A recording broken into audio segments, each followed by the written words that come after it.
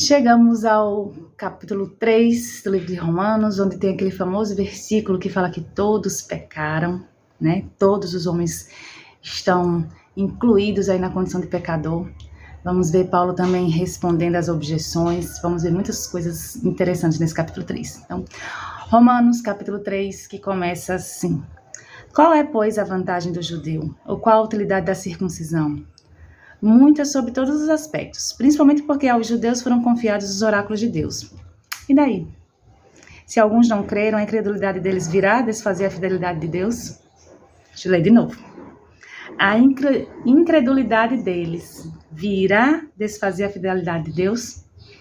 De maneira nenhuma. Seja Deus verdadeiro e mentiroso todo homem, segundo está escrito. Para seres justificado nas tuas palavras e venhas a vencer quando fores julgado. Mas se a nossa injustiça traz a lume a justiça de Deus, que diremos?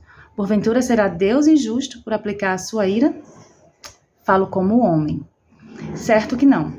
Do contrário, como julgará Deus o mundo? E se por causa da minha mentira fica em relevo a verdade de Deus para a sua glória, por que sou eu ainda condenado como pecador? E por que não dizemos como alguns caluniosamente afirmam que o fazemos? Pratiquemos males para que venham bens?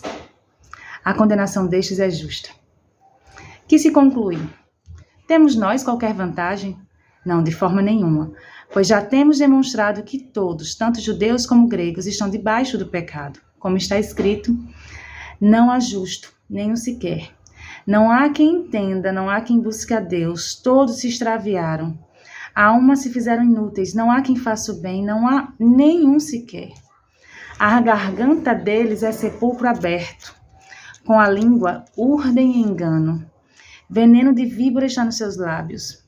A boca eles la têm cheia de maldição e de amargura. São seus pés velozes para derramar sangue.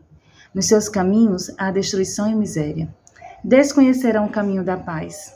Não há temor diante de Deus, de seus olhos. Ora, sabemos que tudo o que a lei diz aos que vivem na lei, o diz para que se cale toda a boca, e todo mundo seja culpável perante Deus. Visto que ninguém será justificado diante dele por obras da lei, em razão de que pela lei vem o conhecimento pleno do pecado. Mas agora, sem lei, se manifestou a justiça de Deus, testemunhada pela lei e pelos profetas. Justiça de Deus mediante a fé em Jesus Cristo, para todos e sobre todos.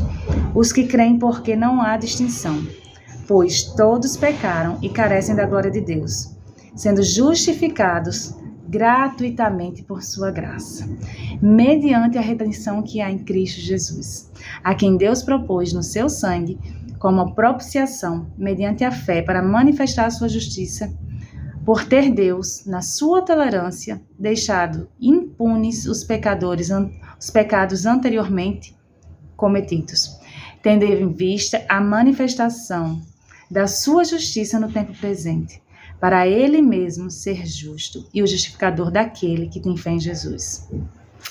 Onde, pois, a jactância foi de todo excluída. Por que lei das obras? Não, pelo contrário, pela lei da fé. Concluímos, pois, que o homem é justificado pela fé, independente das obras da lei. É porventura Deus somente dos judeus? Não é o também dos gentios? Sim, também dos gentios, visto que Deus é um só, o qual justificará por fé o circunciso e mediante a fé o incircunciso. Anulamos, pois, a lei pela fé? Não, de maneira nenhuma. Antes, confirmamos a lei. Amém? Chega a ser bem complexo, né? Bem complexo esse capítulo. Aliás, essa epístola inteira. Mas vamos pedir ao Espírito Santo que nos traga entendimento vindo de Deus, né? Não de opiniões humanas. Que o Senhor nos esclareça a sua palavra. Que a gente realmente se fortaleça em Deus. Que nossa fé, nem que seja do tamanho de uma sementinha de um grão de mostarda. Se a gente não tiver, achar que não tem essa fé, porque às vezes a gente tem, só não sabe que tem. Mas que a gente peça ao Senhor que nos dê essa fé, independente do tamanho dela. Mas para que a gente creia no sacrifício do Senhor Jesus Cristo. Que seu sacrifício é suficiente para a nossa salvação. que é mediante a graça, pela fé em Cristo Jesus.